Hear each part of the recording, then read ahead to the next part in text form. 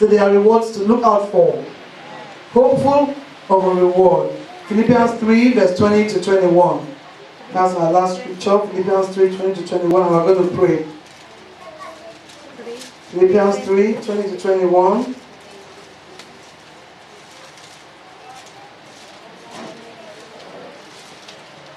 Yes. For our citizenship is in heaven. Everybody say amen. Amen. Our citizenship is in heaven. Amen. From which we also eagerly wait for the Savior, the Lord Jesus Christ, who will transform our lowly body that it may be conformed to his glorious body, according to the working by which he is able even to subdue all things to himself. That's such a blessing. Finally, I want to read 1 Peter 5 verse 4 to close this teaching tonight. 1 Peter 5 verse 4.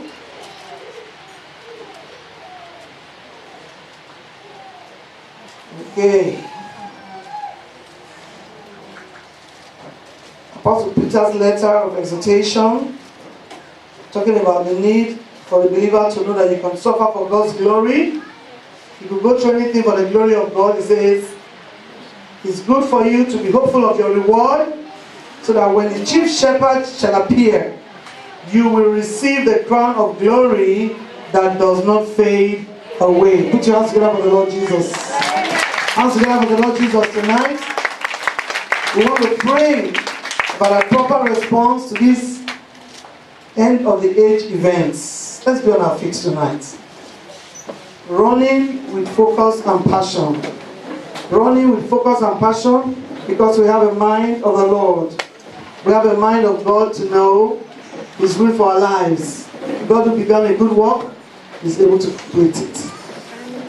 As we begin to talk to the Lord tonight, I want you to look at the area of your prayer life, the area of self-control. The Spirit of God always in control of your life. Is God always in control? Amen. Sometimes you're in charge, but God needs to always be in control. You need to release yourself to God, always to be in control. Oh yes. We could be in charge, but we're never in control. Only God is in control. Amen. You can do what you want to do, that's because you're in charge. But only God is in control. You can plan, you can propose a thing, you can arrange everything, but only God takes control. Amen. You need to know that. It's part of a proper response of an end-time believer. We have done everything to stand, and God takes control. We can't take control of anything. So you don't work against the will and purpose of God. Lift up your gaze to the Lord tonight and thank Him for your purpose in Christ. As we're actively doing His work, living a blameless and a holy life, obedience to His instructions, peace in your hearts, patiently waiting for the Lord, continuing in Jesus, good deeds and good motives, hopeful of your reward, focus that there is a reward at the end of all of this. Well done, good and faithful. Yes. And so your heart is stayed on the Lord, focused on the Lord, thanking Him for this call upon your life. Yes. God has told us everything except the time. The time. The time. The time is not known to us. And because the time is not known, we're not going to bother about that time. We're rather going to have a proper response to watching and waiting. And tonight, God has spoken to our hearts. I want to thank God for your life tonight. Even as we are praying, to dedicate your heart to the Lord. Peace in your hearts. Patiently waiting for the Lord. Amen. Continuing in Jesus. Amen. Your prayer life, allow the Holy Spirit to take control of you. He said, all these things shall be dissolved. All these things will dissolve. All these things will melt away. And so let us not let all these things crowd our hearts. Fill us with fear and doubts and unbelief. Fill us with confusion and hunger and thirst for the things that will be dissolved. We're not going to allow that to happen. You're going to lift your gaze to the King of Heaven tonight and thank Him and appreciate Him for His mighty work in your life.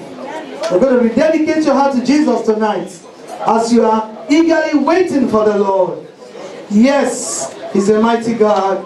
He's faithful. He's an awesome God. Yes, Lord. Yes. Oh, glory. A proper response. Yes, The proper response to these events. The Lord has listed them tonight. There's anyone here, you want to rededicate your life. You want to say, Lord, in all these areas of responding, I need you to sharpen and quicken my mortal body. Anyone tonight, you want to rededicate that life to the Lord. Step out in faith, concerning a proper response to these end times. Maybe in the area of prayer, the area of letting the Holy Spirit take control fully. Maybe in the area of actively doing God's work. Maybe in the area of living a blameless and a holy life. Maybe in the area of your obedience. Maybe in the area of peace in your hearts. Maybe in the area of patiently waiting for some things you want the Lord to accomplish in your life. Maybe in the area of continuing in Jesus. Amen. No slowing down, no backsliding, In the name no of getting Jesus. tired, In the name of Jesus. no getting weary. Amen. Maybe in that area. Maybe in the area of continuing good deeds and good works and good motives. Maybe in the area of a hopeful reward ahead of you. You need to rededicate your life, step forward for prayer. Hallelujah. You rededicate your life, begin to move forward in that area. Yeah. Yes. If the Lord spoke to your heart, you want to do that, just do that. We're in Israel, we're in Jerusalem. There will be another Jerusalem, a new one, an eternal city. An eternal city that we are heading for. And the Lord says, watch. I am coming. I'm coming soon again. He gave us all the parameters to foretell His return. But He also told us, watch. Watch. Watch. Watch. Tonight I want to agree with you. Yes, I want to agree with you. I want to agree with you for a special revival of your spirit man. Oh, hallelujah. Yes, a special touch from the Lord. Yes. In the area of prayer, in the area of letting the Holy Spirit take control. Amen. Fully take control. In Amen. the area of actively doing God's work. If you want to come out, you come out now once and for all. You don't go back and forth, alright?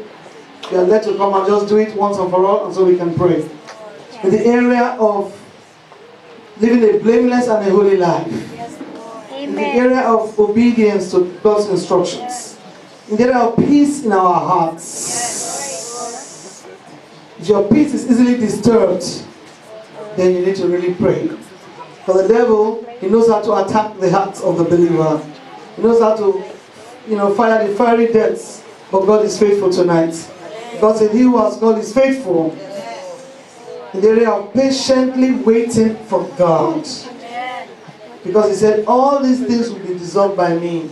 So don't let all these things that I can add to you be a source of a challenge to your attitude in waiting for me.